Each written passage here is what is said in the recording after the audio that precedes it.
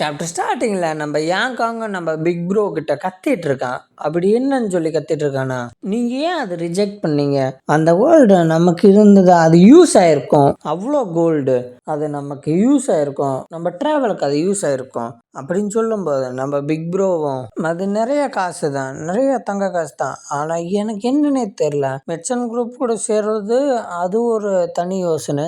அதுவும் இல்லாம எனக்கு ஏதோ டவுட்டாவே இருக்கு, பிரச்சனைக்குள்ள இன்வால்வ் ஆகுறோமோ, அதனாலதான் நான் வேண்டான்னு. அதுவும் இல்லாம அவங்ககிட்ட தங்க காசு விட ஒரு பொருள் இருக்குன்னு நினைக்கிறேன். அவன் அதை பத்திரமா பிடிச்சிட்டு இருக்கான் அந்த பாக்ஸை. அதனாலதான் சஸ்பீஸா இருக்கு. அவங்க ஏதோ ஆல்ரெடி ஏதோ அட்டாக் ஆயிருப்பாங்க போல, அதனாலதான் நம்ம ஹெல்ப் கேட்கறாங்கன்னு நினைக்கிறேன். நம்ம எதுவும் தலையிட வேண்டாம் அப்படின்னு சொல்லி பேசிக்கோமோ, நம்ம யாங்காங்கெல்லாம் அது வாங்க நம்ம டிராவல் காசு யூஸ் ஆகலான்னு மறுபடியும் சொல்லிட்டு இருக்காப்ல. நம்ம பிங்க் ஹேர் பொண்ணும் யாங்காங் சொல்றது சரிதான், ஆனா முடிவெடுத்ததான் அப்படின்னு சொல்லிட்டு இருக்கும்போது நம்ம செகண்ட் பிரதர்லாம் ஓகே பிக் ப்ரோ சொன்னா கரெக்டாக தான் இருக்கு, சரி நம்ம வந்த வழியா பார்ப்போம், நம்ம டோர்னமெண்ட்னா அதை மட்டும் பார்ப்போம் அப்படின்னு சொல்லி பேசிட்டு இருக்கும்போது யாங்காங்கெல்லாம் சலிச்சுக்கிறான்.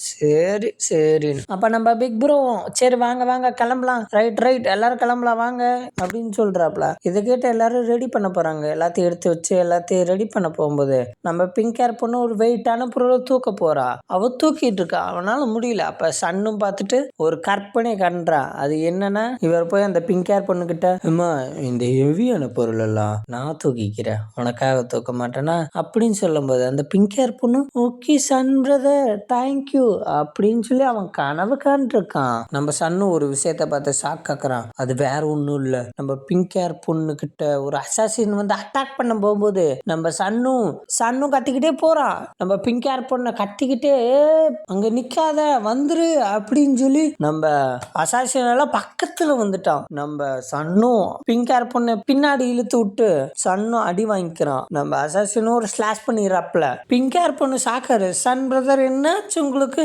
அப்புறம் நம்ம ஆளுங்கெல்லாம் திரும்பி பார்த்து என்னாச்சா அசாசின அப்படின்னு சொல்லி ஷாக் ஆகுறாங்க. நம்ம ஆளுங்க எல்லாரும் போய் சன்னை காப்பாத்துங்கடா அப்படின்னு சொல்லி போறாப்ல. நம்ம அந்த அசாசினும் அந்த சன்னை பார்த்து என்ன ஒரு இடியட்டான தனம், என்னடா முட்டா மாதிரி முன்னாடி வந்துட்டா முந்திரி கொட்ட, நீயும் செத்துருவ அவளும் சாக போற, எல்லாரும் சாக போறீங்க அப்படின்னு சொல்லி அட்டாக் பண்ணும்போது நம்ம ஹீரோ சைட்ல இருந்து ஒரு மூஞ்சில ஒரு கிக்கு, அவன் பறந்து போறான். நம்ம பிக் ப்ரோஸ் எல்லாம் வராங்க, என்ன சொல்லிச்சான்னு உனக்கு ஒன்னும் ஆகல இல்லை அப்படின்னு சொல்லி. நம்ம பிங்க் ஹேர் பொண்ணும் என்னடா நீ பாட்டுக்கு முன்னாடி வந்துட்ட, சரி பார்த்துலவா உனக்கு ஒன்னும் ஆகல அப்படின்னு சொல்லி பிங்க் ஹேர் பொண்ணும் கேட்கறா. நம்ம பிக் ப்ரோ எல்லாம் பாக்குறாரு, என்னடா இப்படி ஸ்லாஷா, நம்ம டாக்டர் கிட்ட போய் ஆனா இங்க எங்கேயாச்சும் பக்கத்துல ஏதோ சிட்டி இருக்கான்னு பார்க்கணும். நம்ம யாங்காங்க சொல்றா 2 மணி நேரம் ட்ராப் பண்ணா ஐஃபை சிட்டிக்கு போயிடலான்னு. சரி வாங்க போலாம், எல்லாரும் கிளம்புங்க, நம்ம போலாம். அப்போ மேல பார்த்தா அங்க நிறைய அசாசின் வந்துட்டாங்க.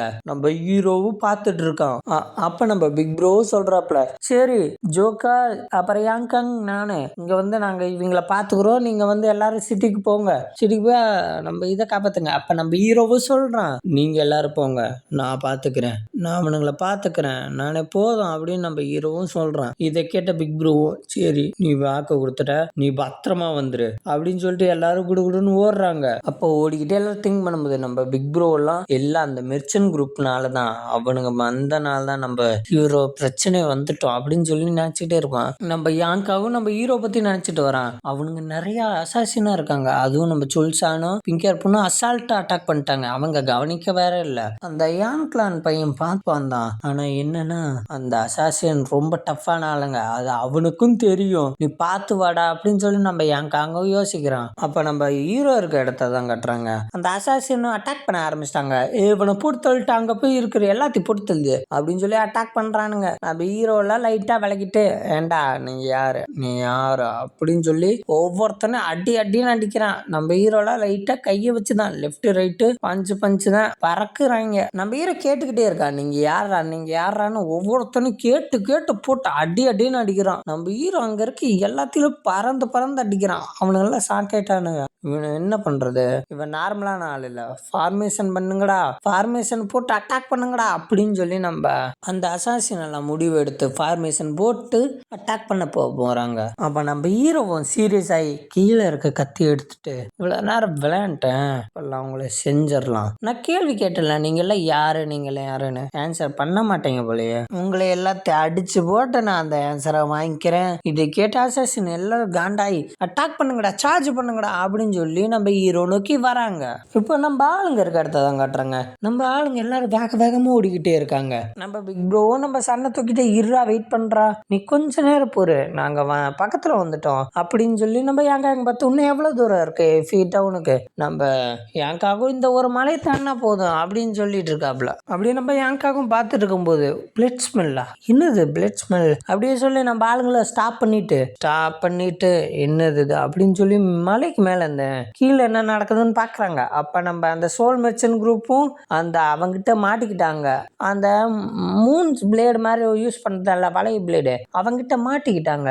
அவன் பொண்ணை கடத்தி வச்சு மிரட்டிட்டு இருக்கான், அந்த பொருளை குடுறான்னு. அந்த மெர்ச்சன்ட் குரூப்ல அந்த ஒரு ஐட்டம்காண்டி நீங்க வந்திருக்கீங்களா? இதை கேட்டு அவனும் ஜஸ்ட் பொருளா, ஜஸ்ட் ஒரு ஐட்டமா, 1000 மைல்ஸ் தாண்டி இந்த பொருளுக்காண்டி வந்திருக்கோம், எங்களுக்கு அந்த ஐட்டம் தான் முக்கியம், எங்களுக்கு வேற எதுவுமே முக்கியம் இல்லை. அப்படியே அந்த பொண்ணு கழுத்துல கத்திய வச்சு நீ தர போறியா இல்லையா, இல்லைன்னா உன் பொண்ணை கொண்டுருவேன் அப்படின்னு சொல்லி மிரட்டிட்டு இருக்கான். இதுக்கு அவனும் நாளை தரமாட்டேன், நீங்க என்னை ஏமாத்துவீங்க, இப்போ டாக்டரை விட்டுன்னு நீங்க அடுத்தது என்னை கொண்டுருவீங்க, உங்களை பத்தி எனக்கு தெரியாதா, எவ்வளோ ஒரு சீப்பான ட்ரிப்புக்கெல்லாம் நான் உள்ள மாட்டேன் அப்படின்னு அவனும் சொல்றான். இதை கேட்ட அவனும் வெறியேத்திட்டு இருக்க, சரி ஒவ்வொரு எலும்பா முடிச்சு நான் அவங்ககிட்ட வாங்கிக்கிறேன் அப்படின்னு சொல்லி ஸ்ட்ரெச் பண்ணி அட்டாக் பண்ண வரான். அப்படியே இவனும் அட்டாக் பண்ண போகும்போது அங்க ஒருத்தனும் திடீர்னு இவனுக்கு பின்னாடி ஒருத்தன் குண்ட மாதிரி ஒருத்தன் வந்துடுறான். அவனை பார்த்தா ரொம்ப பவர்ஃபுல்லா இருப்பான் போல, இவனே பயப்படுறான். அவன் கேட்கறான், என்ன எப்படி போயிட்டு இருக்கு நம்ம பிளான் எல்லாம். இதை பார்த்து அவனும் நீங்க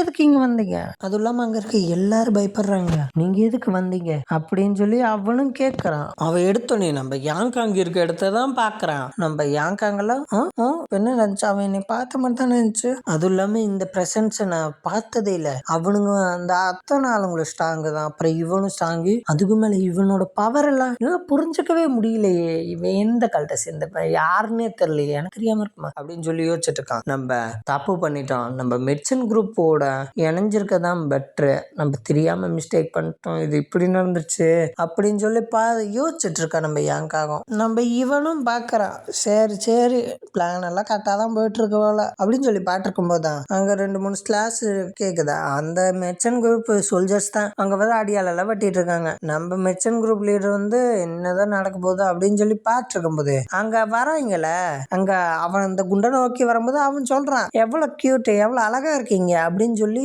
அழகும் சொல்றான். என்ன ஒரு சைக்கோ அப்படின்னு பார்த்துட்டு இருக்கும்போது அவ ஏதோ வெடின்னு நினைக்கிறான், பட்டாசு மாதிரி இருக்கு, அதை கொளுத்தி போடுறான். இன்னும் வெடியெல்லாம் போடுறான் அப்படின்னு பார்க்கும்போதுதான் பட்டாசை போட்டு அது ஏதோ லிக்விட் வெனம் மாதிரி இருக்கு, அப்படியே லிக்விட் மாதிரி அந்த ஆளுங்களெல்லாம் பூமிக்குள்ள இழுக்குது, புடிச்சு வெனம் மாதிரி கீழே இழுத்துட்டு இருக்கு. என்ன கன்றாவிடாது, அதுக்குள்ள இருந்தவங்களா அப்படியே மறைஞ்சு போயிட்டாங்க. என்ன ஒரு பவர் காய்ஸ். இவன் தான் டீமன் ஜெனரல், இவன் பேரு டிவன் இல்லியூஷன் டீமன் ஜாக்யூ. நம்ம மெர்ச்சன்ட் குரூப்ல இருக்கோம். நம்ம யாருக்காகலாம் பார்த்து என்ன ஒரு மார்ஷியல் ஆர்ட்ஸ், என்னடா அது பார்த்ததே இல்லையே அப்படி அங்கெல்லாம் யோசிக்கிறான். அவன் மறுபடியும் அவன் வெடியை போட ஆரம்பிச்சிட்டான் போல குண்டனும். அடுத்த வெடியை நீட்டு அந்த பொருளை கொடுக்குறியா இல்ல உன்னையும் போட்டுருவாமா அப்படின்னு குண்டனும் மிரட்டான். அப்படி இந்த சீனை கட் பண்ணி அடுத்த சீன்ல நம்ம ஹீரோ இருக்க இடத்த தான் காட்டுறாங்க. நம்ம ஹீரோவோ அட்டாக் பண்ணிட்டு இருக்கான். நம்ம ஹீரோ நோக்கி ஒரு அசாசினோ கத்திய தூக்கி வீசி அட்டாக் பண்ணலான்னு பார்க்கும்போது அவன் பக்கத்துல ஒரே அட்டாக் தான், அவனை முடிச்சுட்டு இன்னொரு குரூப் ஆஃப் அசாசினா இருப்பாங்களா, அப்ப அங்க போய் அட்டாக் பண்ணலான்னு பார்க்கும்போது அவன் என்னன்னா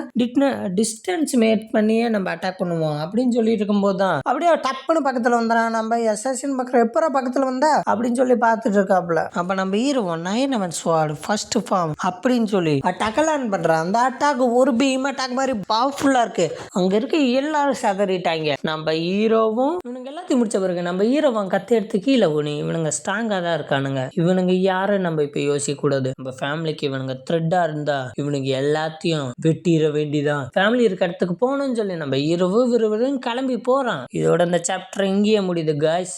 இனிமே தான் கதை விறுவிறுன்னு போக ஆரம்பிக்கும். நானும் வேகமா போட ட்ரை பண்றேன். சரி நெக்ஸ்ட் சாப்டர்ல பாப்போம்மா.